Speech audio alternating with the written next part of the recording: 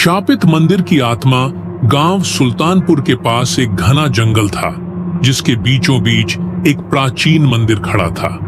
यह मंदिर वर्षों से वीरान था और गांव के लोग इसे शापित मंदिर कहते थे।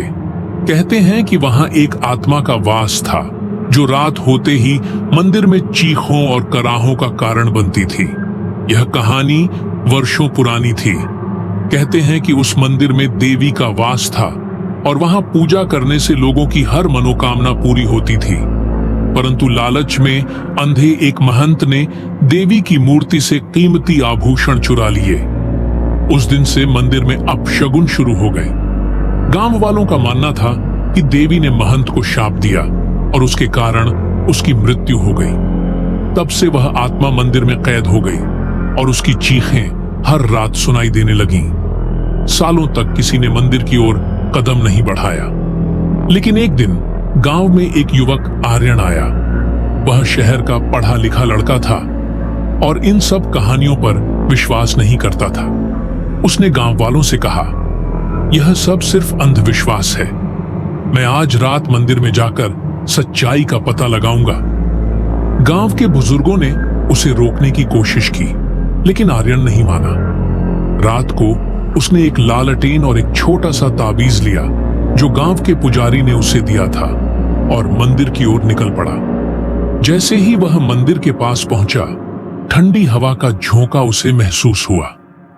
मंदिर में घुसते ही एक अजीब सी गंध और भयानक सन्नाटा उसे महसूस हुआ।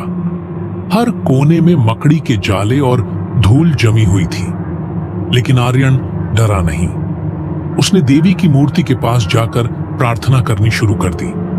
तभी अचानक मंदिर के अंदर की दीवारों से चीखने की आवाजें आने लगीं। आर्यन ने मुड़कर देखा तो एक सफेद छाया मूर्ति के पीछे खड़ी थी। वह आत्मा एक महिला की थी, जिसकी आंखों में गुस्सा और दर्द साफ झलक रहा था। उसने आर्यन से कहा, तुम यहां क्यों आए हो? क्या तुम्हें मरने का शौक है? आर्यन ने साहस दिखाते हुए पूछा, तुम कौन हो और तुम्हारी आत्मा को शांति क्यों नहीं मिल रही?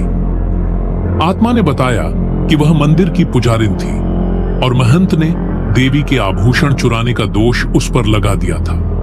गांव वालों ने उसे मंदिर में बंद कर जिंदा जला दिया।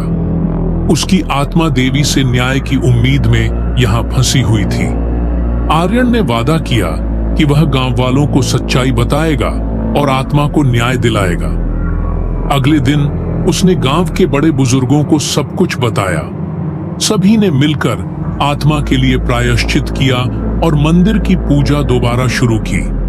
कहते हैं, उस दिन के बाद से मंदिर से चीखने की आवाजें आनी बंद हो गईं। आत्मा को शांति मिल गई थी और शापित मंदिर फिर से दिव्यता का केंद्र बन गया। अगर आपको ऐसे ही वीडियो देखना पसंद है, तो हमारे इस चैनल को सब्सक्राइब करना ना भूलें।